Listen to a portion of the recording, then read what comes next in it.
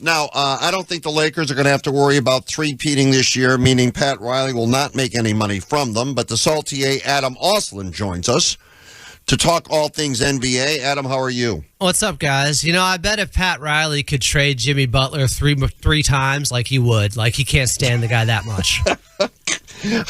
Adam, who wants a guy like that? A problem How did it get to that point, Adam? I don't know, because he's got an opt-in for $50 million next season, which he might use. So typically you look at a guy like that and go, oh, he can help get us over the top. But he's been disgruntled at multiple places now. This happened in Minnesota, too. So I'd have concerns. Yeah. Philly as well, right? Philadelphia, there were some issues there, but it's just Jimmy Butler. He's one of those guys. He's got all the talent in the world, but sometimes his attitude gets in the way. That's a shame. So Jimmy has got the opt-in for $50 million next year. He's got it for $50 million, and maybe he doesn't opt in, so he can get $100 million, but it's over 3 years or something like that. But I don't know. He's burning money right now, because if he was just playing nicer with them and not seeming like such a malcontent and missing flights and all these things, it would be easier to move him faster, and he's not playing nice. And it's costing him over $3 million already. With the suspensions. Yeah. I get it. Like, he's a tough-minded guy. There is a double-edged sword with him, because they've talked about... What's the deal, about, Adam? Though, what's he mad about? I still don't know. What's he disgruntled about? He wanted, I think, a contract extension with them. They said, we're not giving it to you. We're not paying you more when you're 35, 36, 37 years of age, and now we're giving you $60 million per year. And basically he said, okay, then I want to go somewhere else. I want to be somewhere where I can make all that money on the back end of my career. And Pat Riley's too smart to fall for something like that. He's not going to pay aging players that much money. He is a great executive. I'd say outside of Jerry West, the next best executive in the history of the NBA. So I understand it from his side, and Jimmy is still under contract. So you can make the argument, and Shaq has, because on TNT he said this last week, talking about how, well, he wanted the same thing, basically. Remember when he told Jerry Buss, pay me in the preseason. But you're still under contract. So there's different ways to look at it. There's a player empowerment era going on right now, and I understand agents and players, they have more leverage than ever, and they feel like they can force their way anywhere. And Rich Paul has been very good about stuff like that. So players think they can do it. And Pat Riley's saying, it's not happening here. It's not going to work here. I'm going to play hardball with you. So I don't know. I think eventually, obviously, before next Thursday, he's going to be moved somewhere. But I don't know if there's going to be any guarantee they send him someplace else that they want to pay him. I will tell you, just from, pulling the curtain back, we all know, I've frequently traveled with Magic Johnson on summer vacations. I've heard such things. Yes. I've heard about this. And there's a very nice... Can I be a stowaway just one time? Yes. Put me in the poop deck, whatever. I don't care. Yes. I have traveled on those yachts and been there for his anniversaries and vacations during the summertime. Oftentimes on those trips, there is a Mickey Erickson yacht that is accompanied by Pat Riley. And they are extremely close and basically joined at the hip. So the owner of the Miami Heat and Pat Riley are in lockstep. And Pat Riley has full carte blanche to do what he needs to do. And if Pat Riley says it, it is coming from Mickey Erickson as well. Yeah. So they're not at odds. Pat Riley's like Michael Corleone. Like, he's old school. He's a badass. He's not going to blink. So, they went from basically saying, we're not going to trade him, and that could have been just a leverage player posturing to say, your offers need to be better for him, or else I'm not going to trade him, to a couple days later, yes, we are taking offers on Jimmy Butler. We are going to trade him. So, I don't think Jimmy Butler at this point is going to end up getting what he wants, which is another huge contract after this, no matter where he ends up, basically. All right, well, talking about a Rich Paul client, De'Aaron Fox. Now he wants out of Sacramento. What in the world happened there? They fired Mike Brown because word was he couldn't get along with Fox, and they wanted to sign Fox to an extension. Okay, we got rid of the problem. Now he wants out, Adam. Well, apparently, De'Aaron Fox was a big fan of Mike Brown, even though, see, there's so much dysfunction up in Sacramento. It's been like this forever. And then they tasted some playoff success a couple of years ago where they finally made the playoffs. They had the longest drought in sports history, I think, 16 straight years, or at least it was the longest current drought within the Big Three of not making the playoffs since 2006. They get there and they think progress is linear, and it's not. And last season they took a step back. And they got into the play-in, but they couldn't get out of it. And now this season, they're kind of in the same spot. They have had a poorly constructed roster for some time, and it's very convoluted there because De'Aaron Fox came into this season, and they offered him a 3-year extension. But the thing is, he could bet on himself making an all-NBA team and make like $50 million with a supermax from them. So he turned down the extension. Rich Paul is his agent. He's shrewd. He's smart about it. And he made all-NBA just a couple of years ago, so it's very possible that could happen. But he was saying and has been saying, De'Aaron Fox says, I need help. I need more help on this team. Get us some wings. And for whatever reason, their guys in the front office, and they got a couple of them that are analytics guys, and I thought I'd like them more than I do at this point because I'm from Sacramento and I was kind of rooting for them to have a little bit of success. But they don't bring in wings. They don't bring in defenders. And Sabonis and De'Aaron Fox aren't elite defenders. So your two top guys have some flaws there, and they're not supplementing them with defenders or supporting them with defenders out there. So they went from being the best offensive team a couple of years ago when they played the Warriors in that first round series that ended up losing in 7 games. And since then, they've taken a step back on the offensive end, and they never have been great defensively. They haven't even been top 10. You need to be. They can't figure that out. So then they end up firing the head coach again, thinking that, okay, it's easier to move him, even though he just won Coach of the Year. We just gave Mike Brown an extension, than turning over the entire roster. And look, to some degree, they're 11-5 with Doug Christie. It has worked to some degree, but they just lost to Philadelphia last night. And here's what happened. So basically, they fielded an offer. Somebody called into Sacramento, and I know this because I've been listening to like KHTK 1140 and getting some inside intel on Sacktown. Somebody called into their front office and made an offer for De'Aaron Fox. Then the front office alerted Rich Paul, it sounds like, that, hey, somebody called in, and just so you know, they're asking about him. Then Rich Paul goes, oh, well, if that's the case, we have a preferred destination. That destination is San Antonio. He wants to go play with Wemby. So basically, they went from not fielding offers to just an innocuous offer of somebody testing the waters to see if they could get De'Aaron Fox. They tell Rich Paul, and now things are spiraling because De'Aaron Fox doesn't want to be in a place that is so unstable like Sacramento, where I think he's on his 4th head coach now already. And he sees a situation in San Antonio where you could go from the most unstable franchise, or one of the most, in Sacramento, to a perennial winner. I know they haven't won since Kawhi Leonard left, but they still are building the right way. They have Wemby. They have all the draft picks. They have young players. They can make a move today for De'Aaron Fox. If they give up Devin Vassell and Castle and 2 first-round picks, they're getting him. And he's like a top 20 player in the league. You pair him next to Wemby, and right now they're out of the play-in picture. They could get back in it, though, and they still have moves they can make to bring in one more guy. That would be a great situation. And San Antonio then is right back in the mix. And by the way, Victor Wembanyama is just 21. So I understand it from Fox's perspective. Like, we talk about player empowerment. This isn't Jimmy Butler. This isn't somebody that is going out there and missing team flights and making a stink just to get out of town. He has given them every opportunity to make a winner, to put together a team that can compete.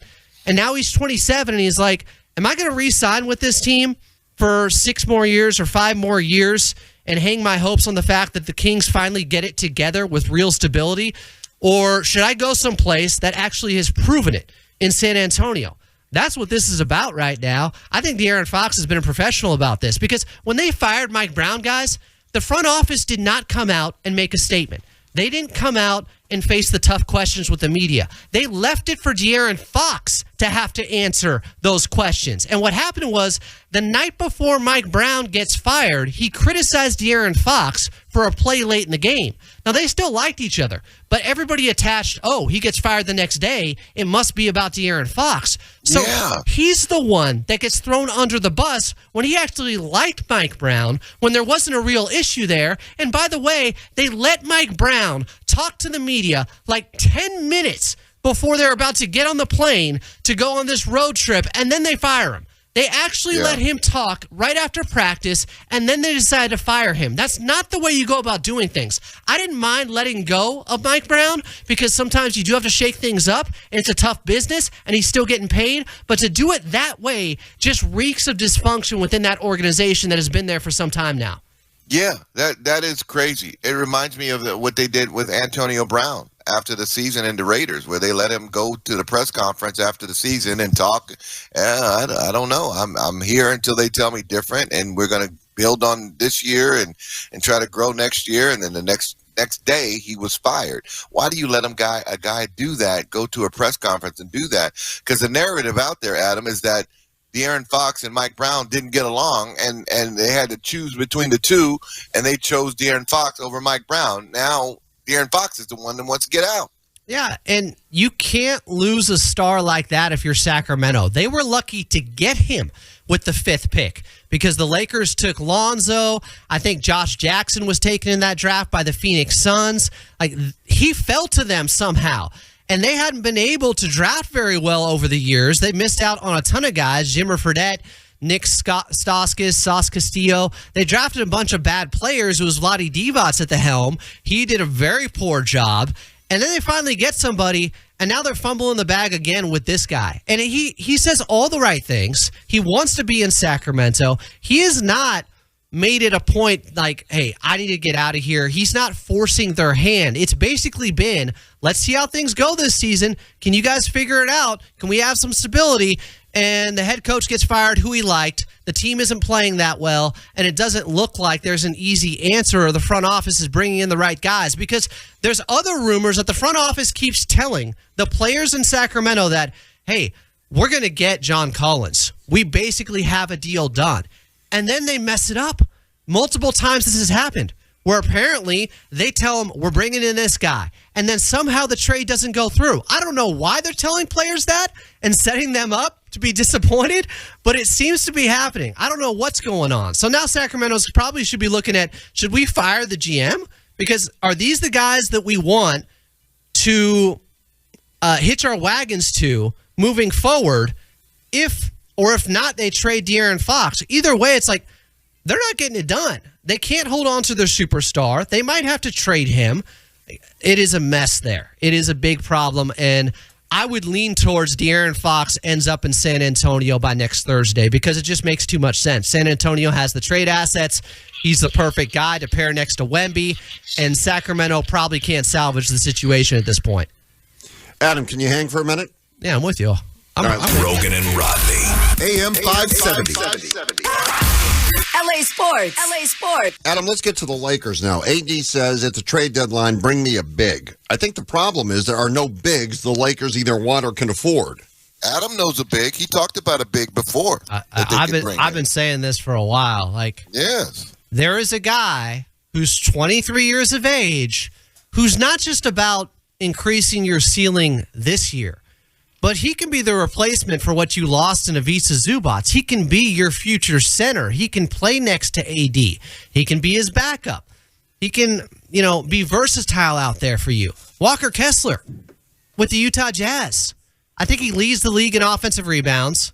I think he's at the top or second when it comes to field goal percentage. He is very good defensively.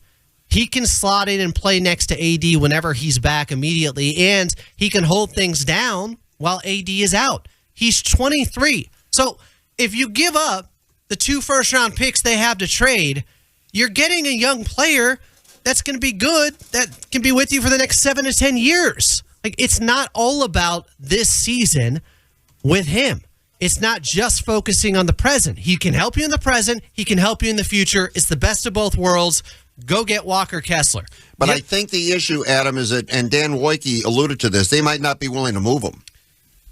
Danny Ainge plays hardball. It's possible, but I don't know if he fits their timeline right now. I don't know how long the rebuild is going to take in Utah. They did sign Markkanen. He can't be moved till next summer.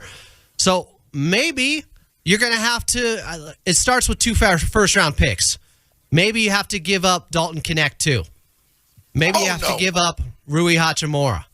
Okay, maybe. Look, the chance that you hit and get a guy as good as Walker Kessler with either of the first-round picks is slim. It's very small. It is hard. It's a crapshoot in the draft. Like, I've looked over a 10-year period of top 10 picks, and only 25% of those guys from 2006 to 2016 made an all-star team. Top 10 picks. It is so difficult to draft well.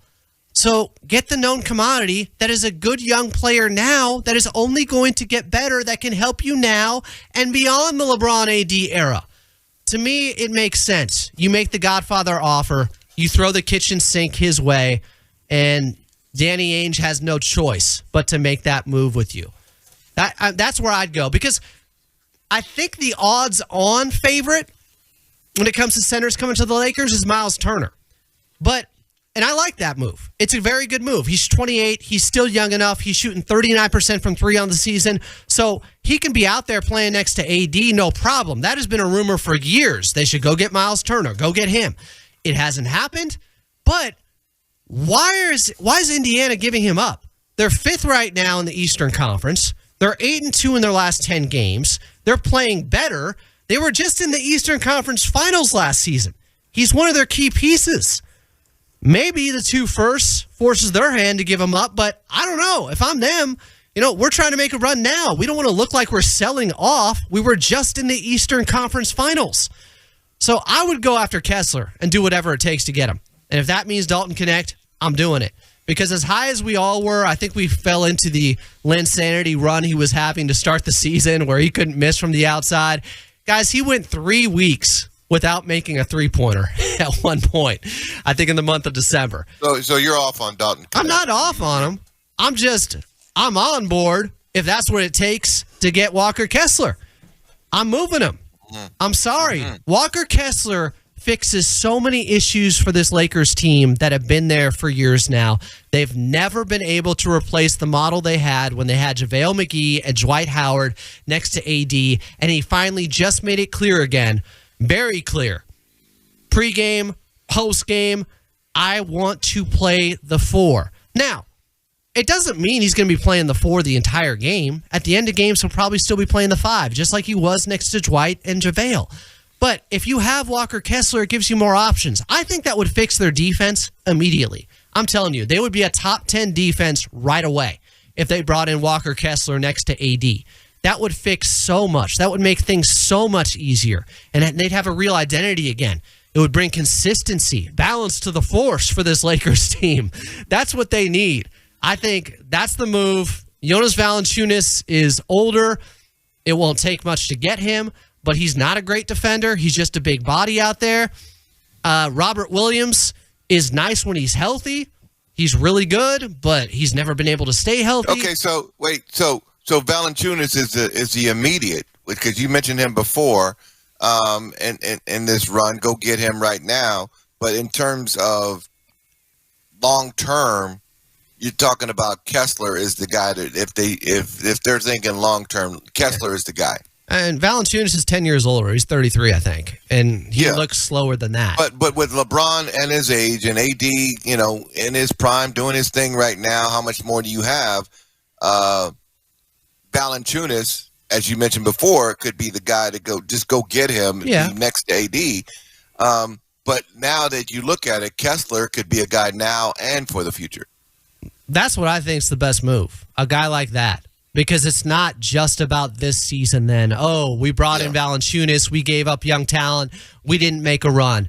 We screwed up. If they don't make a run and they still have Walker Kessler, they still have Walker Kessler next season and beyond. That's what it's about.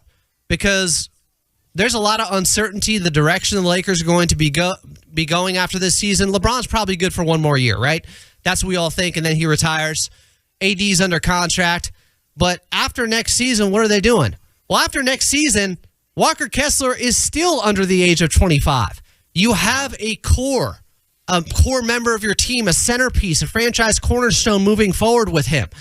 Not that he's some great offensive player. He's good, but he's more of a finisher. He can't really shoot. But he is a prototypical big that is a great rim defender and rim runner in today's league and would be perfect next to Anthony Davis. He would extend Anthony Davis's career. Getting Anthony Davis out of playing the 5 all the time will prolong his career and bring the most out of him. Isn't that the way you want to go about this? Now, maybe I'm pleading about something for no reason, because if we haven't seen Rob Pelinka do it by now and figure that out, that they need a 5 next to AD, maybe it's just never going to happen. You know, Rob Pelinka has not done a good job the last couple of years, in my opinion, of making sure that their stars are supported with a cast that really emphasizes and enhances the abilities of AD and LeBron. They're both asked to do far too much. They have too many one-way players all over the squad. I don't understand his roster construction. And I think, and I told you guys this time, last time I was on, but I think fingers are going to be pointed his way eventually here. So it's honestly in his best interest to make this move. Like, it's going to help himself. I don't care that, you know, his relationship with Kobe, that's a big deal to Jeannie Buss. But eventually, hard decisions are going to have to be made. And I think Rob Pelinka is going to be the guy on the hot seat. Yeah, I think you're right. If you want to claim it, this is my team, I make the decisions, and you got to own it. Hey, Adam, real quick, what did you make of the Wemby Zubac confrontation and Zubac and Wemby going after Zubac, which, you know, alluded to nothing like it always does in the NBA. Yeah, hold me back. I don't blame Wemby because it was a cheap shot and dirty play, but Ivica Zubac apologized for it post-game, said, I don't want to be looked at as a player like that. And I understand why he did it, too. He just got hit in the face on the other end by Wemby after being hit in the face like 2 possessions before that. The refs aren't calling anything, and I think they let things escalate to a point where it just got out of control. Like, they needed to call a foul. They were letting things get so rough. Both guys were getting frustrated. The frustrations boiled over, and that's what it amounted to. It didn't end up affecting the game or turning into a brouhaha or a kerfluffle or anything like that. They're both pros out there. Neither guy is known for being dirty or anything. It's just the officials not taking control of the ball game. Okay, on the topic of the Clippers, what should they do at the deadline? Well, here's the thing, guys. I think they could be fighting for some of the same backup bigs that the Lakers are. I think they could be in on Robert Williams or Jonas Valanciunas. They don't have the draft capital to go after Walker Kessler or Miles Turner, but the secondary guys, the runners-up, Valanciunas and Robert Williams, I think the Clippers, they need help in the front court. I mean, they're taking on Wemby and the Spurs last night, and Coach Lue doesn't trust Mo Bamba to play any minutes against him. They have had to play small with Batum out there, with Kawhi playing center. I don't think that's a long-term solution. Unfortunately, Mo Bamba, who's 26 and was like the 7th pick in the draft 5 years ago, has never materialized into a great NBA player. The motor just isn't there. I was hoping he'd be better this season. He hasn't. They have a real need in the front court, and they're likely going to be competing for guys with the Los Angeles Lakers, which could drive up the price, whichever that team is. You know, the Portland Trail Blazers could be using them to bid against one another, both LA teams. That's an interesting storyline, I think, going on because they both have the same need in the front court. Adam, one final question before we let you go. We kicked this around and chopped it up earlier. 10-minute quarters in the NBA. You in or you out? I'm out. That's just too much of a change for me. I don't like that stuff. Because I'm not a traditionalist. I'm not romanticizing the game too much, but I do like looking at past numbers. And everything changes once you do that. Like, I had a hard time looking at Saquon Barkley getting an extra game this season and comparing him going for 2,000 yards against our guy ED. Like, that to me matters, that context. I just don't like it. That's too big of a shift to take away 8 minutes, in the NBA. I don't think that's great. I don't think it's necessary. I don't think it will happen. I just think it's an interesting talking point right now. but I don't think it solves a lot of the problems anyways. The best way to solve problems in the NBA when it comes to stars playing more and injury issues, extend the bleeping season by 3 weeks to a month and get rid of the back-to-backs. No. Yes. No. Yes. No. Fred. You said extend the season? Extend it by 3 weeks. Either extend it or start a little bit earlier. That's it. That's what you do. And I would extend it over starting it earlier, because if you start it earlier, you're still competing with the NFL. Who are you competing with if you extend the season? People dog burn days of out on summer it. and baseball? It's too long, Adam. It's not. It's just too long. It's not. It would be better. Look, it's not. There's no perfect solution, Fred. But if it gets more stars playing, it's a net positive. If it gets more stars out there nightly, that's a net positive for the NBA. That's what they need. I'm telling you, it's all about players. It's all about star power. If you have the stars out there, you think extending it makes it better than shortening it? Yeah, I think you shortened it. Well, they never shortening it. That's a non-starter. That's not on the table. They're not going to take games away. The money's too big. They're never going to take games away, guys. That's not going to happen. The only solution to me, the real one, is extending the season by 3 weeks. That's it. I mean, the Lakers are about to play 6 and 8 in March. And I know that's a wonky reschedule because of the fires here in Los Angeles. The Clippers just went through it. They had a 4 and 5. It was the first time that happened in the NBA in like 2 years. Are you saying extending it without more games, or extending it and more games? No. I'm saying 82 games, but you spread them out further by extending the season. I got you. You give a little bit more room, so you take away the back-to-backs. They take away the back-to-backs. Take away the back-to-backs. Yeah. Get teams with their stars. The product is so much better when you actually have your best players out there. That's what the NBA needs for ratings. How many games do we see guys being advertised that don't end up playing now? That's the problem. Fans feel like, is this guy actually going to be there tonight? I mean, buyer beware whenever you're buying a ticket for an NBA game at this point. And it's the schedule. That's the problem. And I know it's different than it was 30 years ago. I'm sorry, but guys have way more mileage on their legs with the AAU ball and specialized sports. And you could read articles that are out there from doctors talking about how knees are a ticking time bomb now because kids are playing sports, year-round at a different level than guys did 30 years ago. That's the difference. It's not just because, they're weak. They're wussies out there. They're not as tough as guys were before them. MJ's trainer said when the season was over, he was playing golf. He didn't pick up basketball till September. That's not the way it is anymore. It's not. So there's more wear and tear on them. If you want stars to play, make it as easy as possible for that to happen and get rid of the back-to-backs. That's the solution, damn it.